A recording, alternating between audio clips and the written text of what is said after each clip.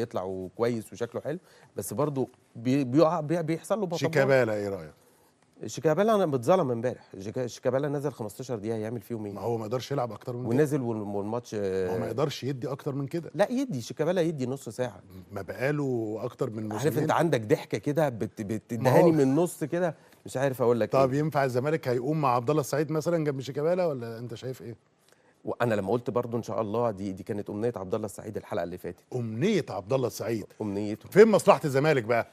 امنيه عبد الله السعيد يختم في نادي كبير. في حد ما بيحبش عبد الله السعيد؟ انا مش بحب او ما بحبش. طب ما جمهور الزمالك اكيد هيرحب بيه. مصلحه النادي فين؟ هو نادي المسنين؟ لا يعني مش انا هجيب عبد الله يلعب جنب شيكابالا؟